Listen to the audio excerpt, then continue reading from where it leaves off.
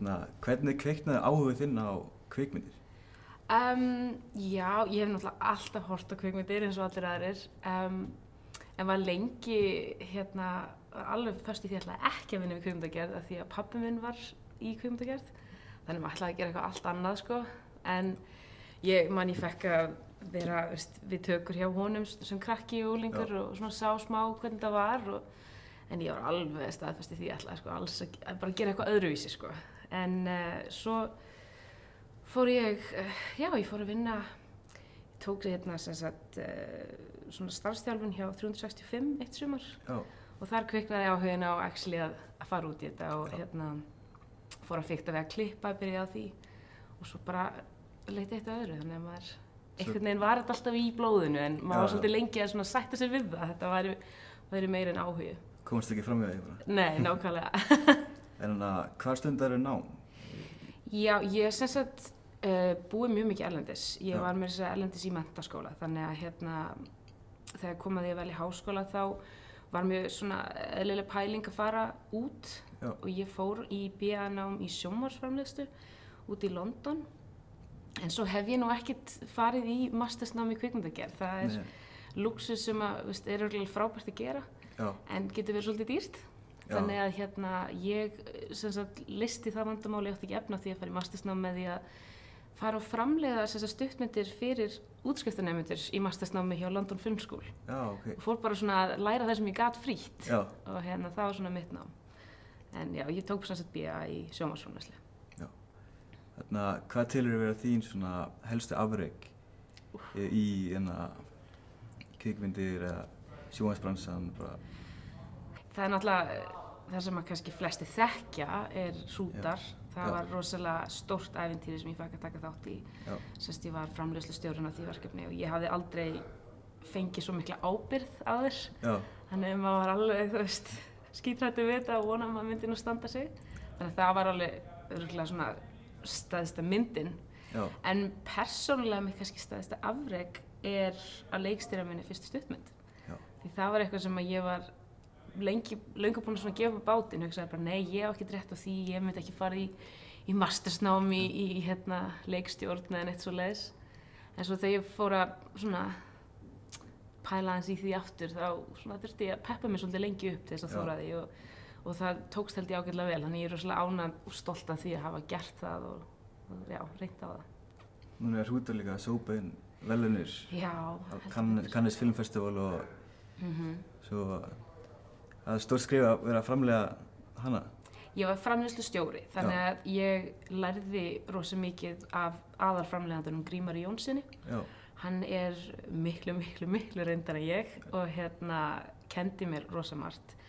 En við vorum held ég getur sagt að viðurkenna það, við vorum öll rosalega hissa, við vissum ekki alveg hvað við vorum að gera þegar kom að því að við vorum valinir á Cannes. Það voru allir bara að lita hvort annar, ok, nú byrjar eitthvað ævintýri sem enginn hefur farið í áður og sem betur fer tók við rosalega faglegt lið sem unnum með sölufyrirtækjunum, dreifingufyrirtækjunum og sem hjálpaði okkur og sýndi okkur hvernig maður fór að, hvert maður átti að fara, hvernig maður átti að tala við en já, þetta kom öllum á óvart en ekki óvart, ég meina maður vonar alltaf, maður er alltaf voru stoltur af sínu verki en að komast inn á svona hátíð er náttúrulega bara, þú veist bara eitthvað sem gerist kannski einu svona lífi, þannig að mjög flott líka fyrir íslenska mynd. Já, bara í annað skipti sem að alíslensk framleiðsla kemst inn á þessa hátíð í fullri lengd.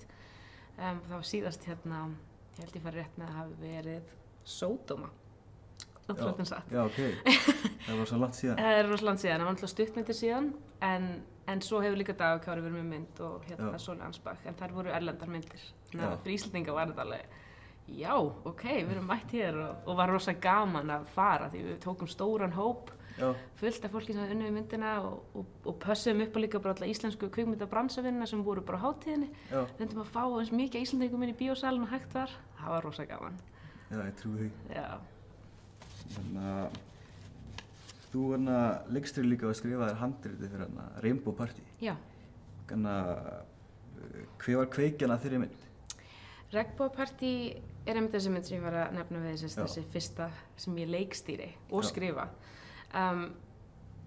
Og kveikjan var raun og veru svo, ég ég flutti erlendis þegar ég var 14 ára, 13-14 ára og svo flytti ég aftur heim þrítugsaldurs og þá einhvern veginn kom upp svona einhver þörf fyrir að gera upp árin mín þegar ég var 14 ára, það var svona síðastu ég hafði verið á Klaganum, þannig að ég fór að velta fyrir mig ýmsum hugmyndum og ýmsum tilfinningum og ég hafði lent í því þegar ég var í 8. bekk og yngri að ég var lögð svolítið illa í einelti, þannig að þær tilfinningar kom, ég var alveg búin að gera þær upp úti en samt koma það svolítið svona aftur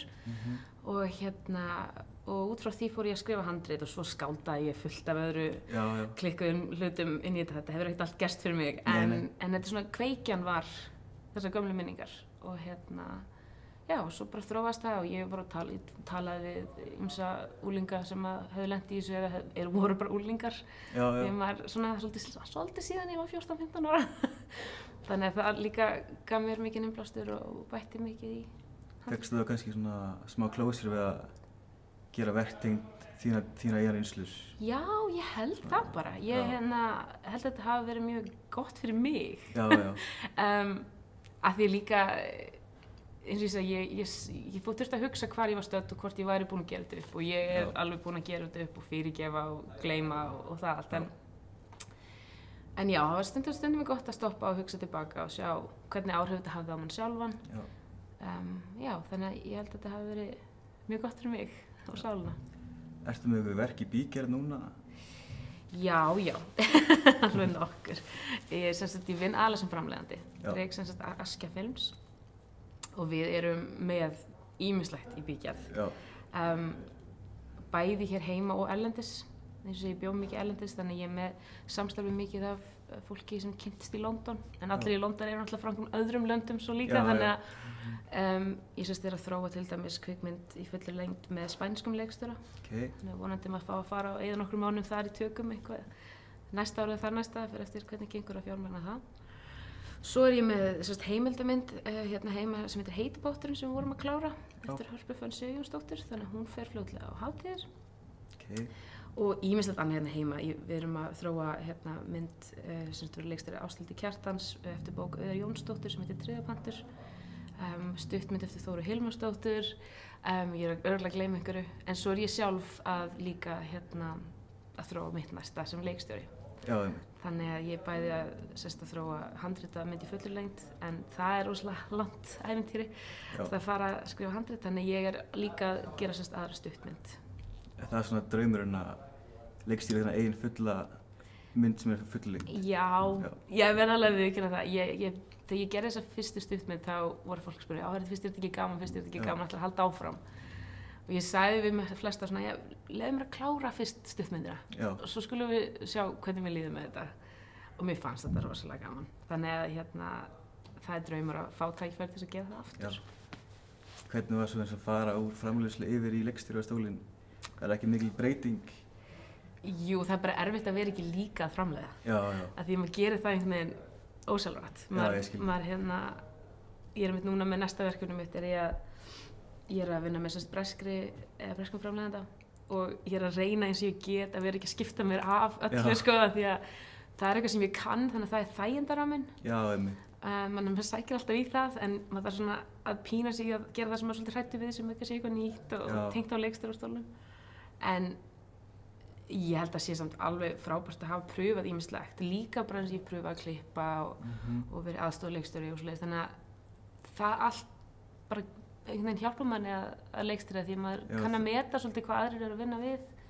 Ég ætla að þekkir þá betur allt tengt heiminn, kvikmyndaheiminn. Já, og bara veit hvað maður getur ætlast til að fólki að beða fólk og maður lykillinn að þessu öllu er að umkringa sig fólki sem er miklu klárara en maður sjálfur og svo vita hvað maður getur svona sótt í af þeirra reynslu.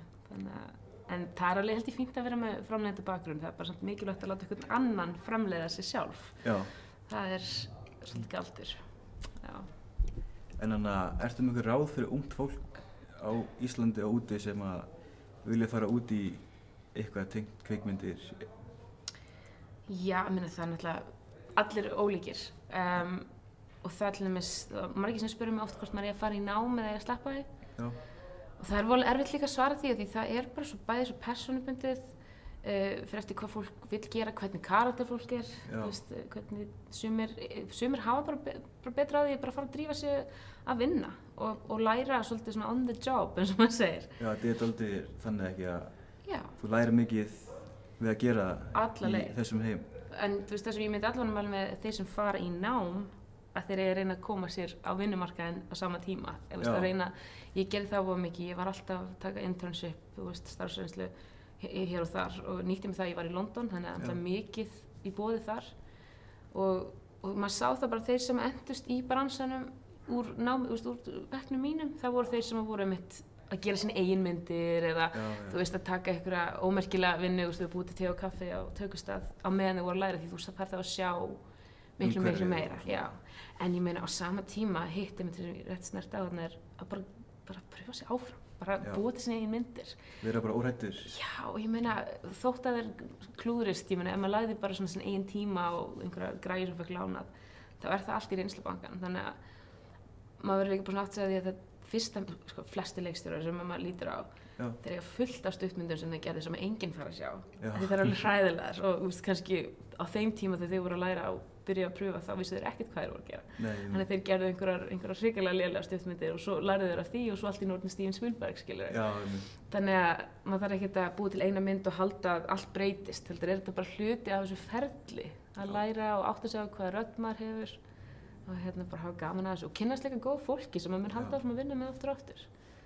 Læra maður ekki líka til að þekka sjálfan sig við að hoppa úr djúpulaugina og gera bara eitthvað. Svo kannski áttar maður sig á því að maður vilja ekki vera leikstjóri eða framleiðandi eða tökumaður, frekar vil maður vinna við búninga eða eitthvað annað, þannig að það er bara, maður þarf sem bara að pröfa hlutina til þess að átta sig betur á því. Hefurðu farið á margar hátíðir, kvikmyndahátíðir? Já, en það eru rosalega margar sem ég hef ekki farið á, þannig að ég er einmitt með svona áskorun og sjálf með að reyna að fara á nýja hátíði hverju ári. Ertu með einhverja draumahátíð? Mér langar rosalega að fara á Sundance, ég hef aldrei farið á Sundance. Ég er að fara til Berlínar, ég hef komið til Berlínar borgarinnar, ég hef aldrei farið á hátíðina, ég er að fara þangað núna í fyrsta skipti í febrúar, ég er rosalega spennt fyrir því. Venice, ég hef aldrei farið þangað. Þannig að það eru endalausar hátíðir, svo einhvers staðar í Asíu, til Busan eða eitthvað svoleiðis.